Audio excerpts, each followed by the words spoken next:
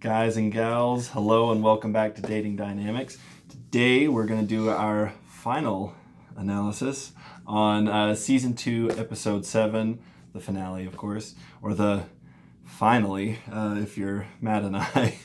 Now, we've actually really enjoyed watching the show from a dating coach's perspective. Also, if you guys could have watched this episode with us, you'd have had a lot more fun. We had some good on-the-spot commentary. But anyways, we're going to get right in. But before we do, we just wanted to say, we mentioned before that we're going to start taking comments from our comment section and featuring them in future videos. The troll comments. Yeah, especially. No, there was actually a great question by Isabella. And she asked a question about how to spot red flags. And specifically, she was speaking from like, if you're a friend of somebody, but I think doing a video just about spotting red flags in general from either perspective would be really useful. So we're going to focus on that next time. So stay tuned, and thanks, Isabella. I think you're going to enjoy it. Mm-hmm. So let's get right in. Today, the videos, the first one was all about, getting to meet the family and all that good stuff. Pretty interesting dynamic there. Something that we didn't expect was that one of Jake's sisters was going to ask the question we've all been asking this whole time. What were like your first impressions of Jake? Yeah, why? Totally, I know. Yeah. Why has he made it this far? Yeah, we're still kind of scratching our heads on that one, but no, we've ragged plenty on the poor guy, but just couldn't resist. But when it came to other interesting interactions, now it is a good thing that Scott already had it in the bag because his cousin was really trying to sabotage him there. I introduced myself a little bit, but I want to introduce myself more. I'm Scott's best friend. Yes, we're roommates, we're that. cousins. He told you? Okay, Yes, cool. I know a little cool. bit. A little bit, But- all right. Short to say, we're pretty possessive of him. Really, really possessive of him. He is my hero. He's such a stud. He's got a huge future ahead of him. Going to med school, smashed the MCAT just barely. Gonna open up his own practice. So he's gonna go change the world. So, do you feel up to that, I guess? Is that? We love him to death, and we want the best for him. You seem amazing. You seem amazing. Thank you. I'm just hoping that that's not just a mask you're putting on for the cameras or anything, You're not just playing with his heart for the camera. No, definitely Okay, not. good, good.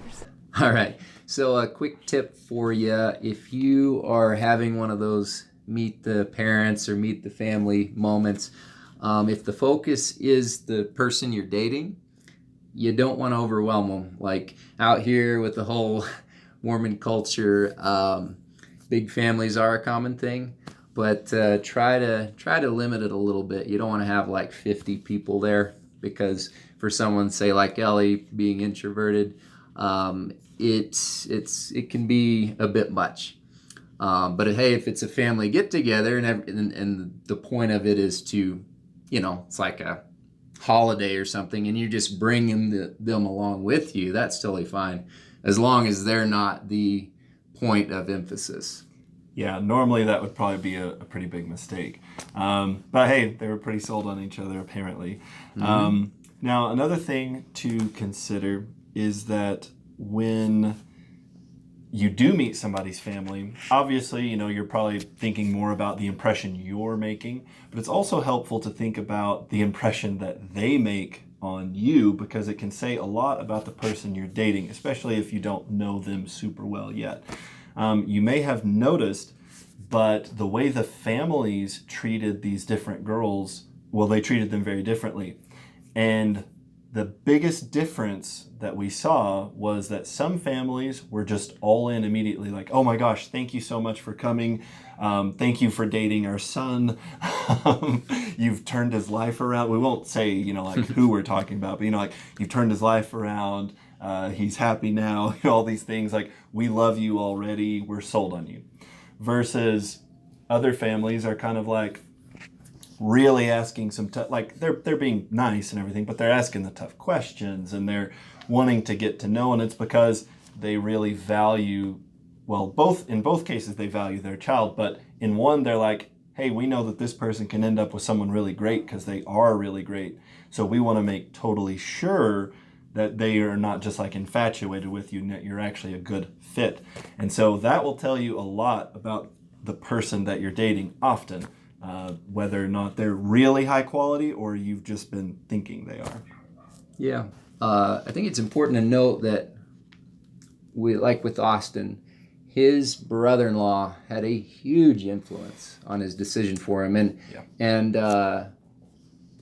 you know, I totally understand that at his age, the family had the say, you know. And there are people out there who should be listening to their families, and there are people out there who shouldn't. Mm-hmm. And now the question is, well, how do you know? Well, that's a tough question, and you know, every situation is going to be different. But I think that at the end of the day, you got to know what you want, and by that I mean you got to have a few foundational things that you are really, really looking for, and that you are willing to recognize. And because at the end of the day, you're the one who pulls the trigger. You're the one who says we're getting married or we're not. And if you do get married and it was not your decision, which happens, by the way, your family isn't married to them. You are. So bear that in mind and really try to figure out what you want. Yep. Listen to your family. Take your time. But it's your life, so you got to make your own decisions. Not that like who you date and marry is important, but anyways, real quick, we wanted to give a couple little shout outs, like little spotlights, because you know, we rag on contestants pretty often, but people do some things that are really good on this show. The first one we want to talk about was Keaton. When Keaton was with his family, he was honestly the most comfortable of all the guys. Even though, I mean, everybody was loving on Scott, and Scott's got so much going for him, and Ellie's so into him, he should have been the most confident, like, oh man, hey, you know, I'm just glad that we're all here with my family. But Keaton was the most confident, even though there's things that he's insecure about and everything. So why? Well, he was because he was willing to be open about his insecurities and his flaws, okay? He was very, in fact, let's just roll that clip. What was he like in high school, like with girls and stuff? I feel like you had like a lot of like negative experiences growing up that made you like doubtful of yourself. So maybe that's why I was like, not more confident. Yeah, no, more confident. no. I was girl. like, I was just so scared. Well, I was also like a late bloomer. I didn't kiss a girl till I was 17. So we can see there that Keaton is faced with what for most people would be a very jarring thing. Here's this girl I really like, and here's, what is it, his sister, I think, you know, saying, hey, he's really insecure about this. And, you know, most people, you get really defensive or just, you know, nervous. Yeah. But what does he do? He owned it without even a second thought. And doing that, you can just see how much confidence and how comfortable he was. And that has to instill the same thing in the person next to you, because they have to say, wow, most people would have not reacted so well. Definitely. You'd think so. We'll get into that.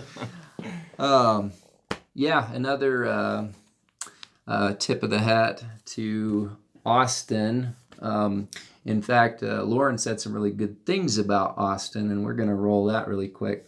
I think the thing I love the most about Austin is just like how I don't even know how to word it, but your sass is just like unmatchable. You just throw out little fast, witty things, and it's just so fun and so silly, and it always throws me off. Yeah, so quick wit is such a good tool to have in the bag.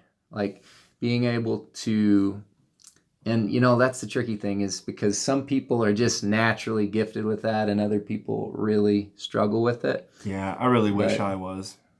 Yes, make it a lot easier for me in this. But yeah, so it is something good to be aware of, and it's something that you can definitely work on. But anything you can do to bring more fun to conversations, they're just going to want to be around you more. And so, yeah, that's a really important one. you have to remember, you take girls on really fun dates, and that's great, but they're not marrying the state fair or the movie theater or the restaurant. They're marrying you. They're going to be spending a lot of time with you. If you can't bring that fun like Matt just talked about, well, that's probably going to be a problem. So now we're going to talk a little bit about our winners tonight. Before we do, it's worth mentioning, Matt actually pointed this out, that all of these guys, so Scott, Jake, and Walker, they are the guys that had the first kiss with their respective girls. So out of 30 guys, the 3 winners were all ones that were willing to be brave and bold and willing to make things man to woman. You don't kiss your friend. That's kind of a, that's a definite, hey, I'm a guy that finds you attractive. To all the guys out there, like, that should speak to you. That should tell you that some of the things that women really select for. So as we talk about these guys, keep that in mind. So when it comes to our winners, so obviously we've got Scott, great Scott. And Scott just seems like the Prince Charming that we try to teach towards, right? We tell guys, you have to be high value, you have to be a high quality guy. And on top of that, you also have to be charming. There's a lot of really high quality guys that didn't make it past the first or second round in this show. Scott seems like a high quality guy, but he's also charming. And that's why he's #1 choice for not just Ellie, but most people in the comments section and everything. And I'm with that as well. Yeah, definitely. All right, and so the next winner we have is Jake. So a few things that Jake really got right. First of all, he was the guy who was brave enough to kiss Lauren, even though we made fun of that. He did the right thing there in some sense. But establishing that physical touch and that being comfortable with her physically, that was very important. He showed a lot of interest and commitment.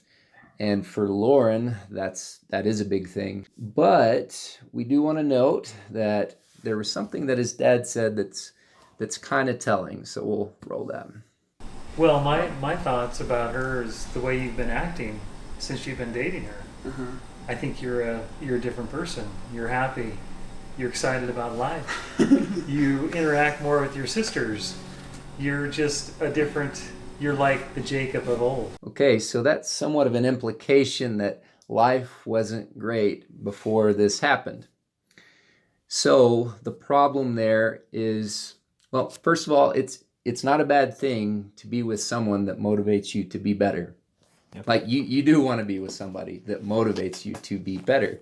However, if just the relationship itself is what's motivating you to be better, what happens when the relationship is gone, which is, that's always a possibility. Well, it's not a good thing. You want to have internal motivation, things within you that really drive you. And it's like, hey, if you're with somebody that like makes that more the case, then that's great. But oh man, yeah, that's you got to have that going for you already. Otherwise, your foundation is a bit cracked. Oh, absolutely. I mean, you see that out and about all the time. And with Jake, we've kind of like made fun a little bit and pointed out he seems a little insecure and super sold. Oh man, what would happen if a different guy... It's like, well, why wouldn't he be? I mean, his dad basically said he wasn't happy before and he's happy now. It's like, if losing her would mean that he's not happy and doesn't see a happy future, it's like, well, I'd be insecure too. Like, I'd be worried to death. Anybody would be. So yes, important advice there. Yeah, and just real quick, like, if you're a guy that's really struggling with your confidence and you don't feel like your life is what you want it to be, we're going to throw a card up here as beginning a series that we've done about how you can get that together. Yeah, absolutely. It's good stuff. You want to check it out. So for Walker, hey, Walker, Matt and I the whole time, we've said, hey, this guy, he's a front runner, but we've also ragged on him some. And I don't think we're the only ones that have done that. But, you know, he has some things that a lot of people consider red flags, you know, that maybe he's not really looking for a relationship, whereas B seems to be more. Now, so the question is, you know, why did he win where she had a guy like Keaton who seems to be a great match and they do connect on these deep levels? Well, honestly, it's pretty simple. It's because Walker is an incredibly attractive guy, and it's not simply because his looks, right? And we talk about the hair all the time. Well, you know, that hair. it may be 70% the hair, but you know, there's more to it. No, there really is. It's the charm that he exudes. I mean, B just almost can't help but be physically attracted to him. And hey, physical attraction is not nothing. Whether you're a guy or a girl, if you see somebody or are around somebody and you just are extremely physically attracted to them, it takes an incredible force of will to be like, no, but they're no good for me, you know. And Walker, you know, he was that guy. Yeah, definitely. Like, yeah, and you know, B's gonna get a lot of flack for this, I'm sure, and I think rightfully so. Yeah, Keaton was the better fit for sure, but just not being well, for B, that physical attraction is such a big deal, and she just got drawn right in, and yeah, so it's kind of a bummer because I really have a hunch that that didn't last too long. Yeah. And hey, she will get ragged on for good reason, like you say, but it's also a good opportunity for all of, you know, our viewership and us as well to kind of check yourself and say, well, hey, are the people that I am super interested in, that I'm dating or anything like that, am I really interested in them? You know, is it mostly because I think we're actually compatible and I see a future, or is it just you're blinding yourself because you can't help but be attracted to them? So, you know, we all have a little bit of definitely that nature in us. So it's good to recognize that. Yep, so that wraps things up for us with season 2 of Provo's Most Eligible. And before we take off, just want to say that for the guys out there in the audience, and we understand most of our audience is women, ladies, we love you, we welcome you. But for a moment, we really, really want to talk to the guys. So for you, we just want you to ask yourself this question. How important is it to you to find the girl of your dreams? Well, hopefully that's pretty important to you. We would assume so. And the problem is that Nick and I, we see guys all the time that are really spinning their tires with dating, or they're doing things that are detrimental, that they're doing things in such a way that it's actually causing problems, and they're building resentment because of their lack of success. And we feel you. We definitely feel you, and we've learned a lot from the mistakes that we used to make.